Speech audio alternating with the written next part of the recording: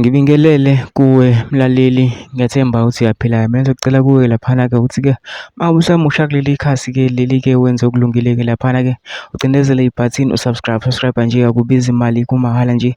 Awukhiphe ngisho nesenti-ke elimnyama-ke leli-ke khona uzokwazi ukuthi-ke uyithole zonke-ke iy'ndaba esikulethela zona-ke kulo-ke leli khasi-ke leli-ke kusukela manje. So ungakwenzeka-ke nje lapho ukuthi-ke ucindezele i-subscribe button njengamanje-ke udaba ekulethele lona namhlanje lithi sethuke ngezinhlamba-ke laphana-ke oveze ukucashile-ke nge-MK laphana-ke eveza ukuthi-ke khona ingxabano phakathi kuka-Jacob Zuma-ke noKhumalo-ke. Siyamazi uKhumalo-ke uyena-ke obebambile isikhala sokuba u-president laphana-ke, ngingasho nje ukuthi uyi-right hand man ka-Jacob Zuma-ke laphana kwi-MK-ke. Laphana lo mlisa uveza ukuthi-ke khona ingxabano kubangwa isikhundla-ke laphana-ke sokuba u-president, njengoba uZuma-ke laphana-ke ewinile ukuthi-ke angaba u-president laphana ngenkathi elwisa isinqumo se-IE6.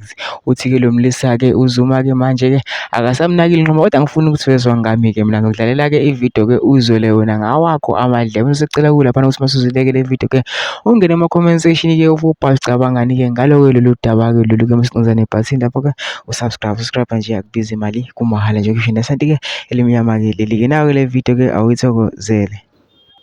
Hayi, indlela engasho kulo mhlaba wepolitiki ayikho, iwona mdlalo onzima lo.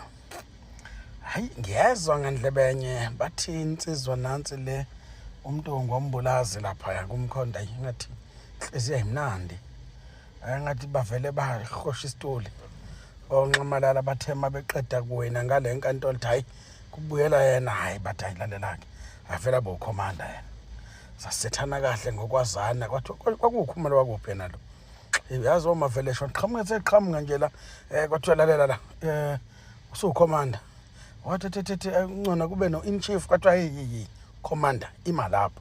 Zonke iy'nqumo ziqhamuka nobaba ne-executive le, nansi i-executive kwakhonjwa kwase kuthiwa hayi lalela owakho umsebenzi uSmayila nje ube mhle ubone wamaphepha. Ekuthiwa manje uyabonda, hayi sihambile isituli kuthi akakhale ngisho